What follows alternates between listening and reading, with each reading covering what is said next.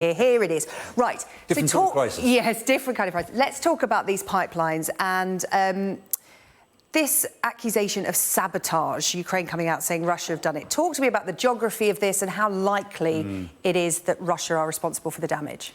Yeah, the Nord Stream 1, Nord Stream 2 pipelines, as you can see, follow almost the same path, except where there's a sort of kink where the explosions actually occurred, and there may have been two, there may have been three. That's the only place where they're different. And that's actually quite deep water. The Baltic goes from about 50 metres to about 500 metres deep, and it's pretty deep east of Bornholm Island. And these explosions were at least equivalent to 250 pounds of TNT each, so they're quite big. Only a very professional organisation could do this. Only a big country could do it. And the effect, of course, is they're not pumping gas at the moment, but they're full of gas because empty pipelines have to have gas in them. And the gas that's now going off into the Baltic will actually last maybe about a week, and it may or may not cause an ecological disaster. The only credible culprit is Russia.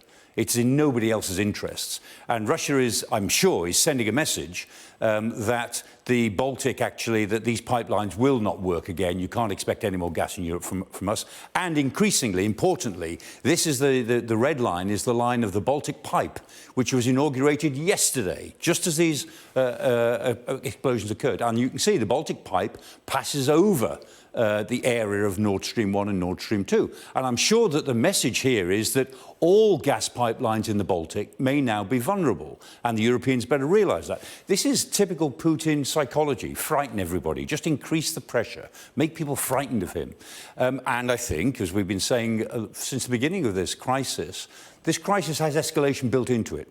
And now I think the crisis has come to the Baltic. We will now see a lot of NATO activity, I think, protecting pipelines and all the undersea cables, the internet cables, which are huge. And we've been worrying about this for years. Now it's started to happen. My view is that this week, the war in Ukraine has come to the Baltic.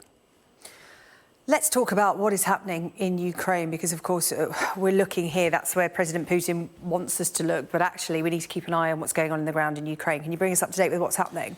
Yes, I mean, this is the most important area, the area of Kharkiv and the northern part of the Donbass. The Russians are making progress at Bakhmut. This is the Wagner group. They're pushing at Bakhmut. I don't know why, because it has no relationship to anything else. And if they're successful in taking Bakhmut, they may or may not be, it won't do them any good if the Ukrainians are actually doing well on their northern flank. So there's a sort of incoherence about that.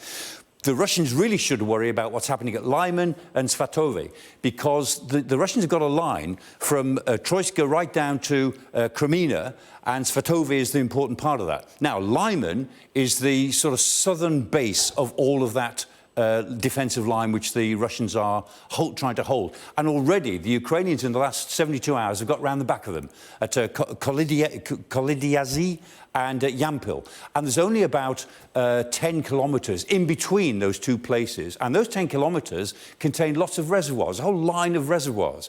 So the Russians are getting surrounded. If they don't get out of Lyman soon, they will be trapped. And they already will find it difficult to get their heavy equipment out, because there's an awful lot of water between Lyman and the area to the east, which is their own, as it were, safer territory.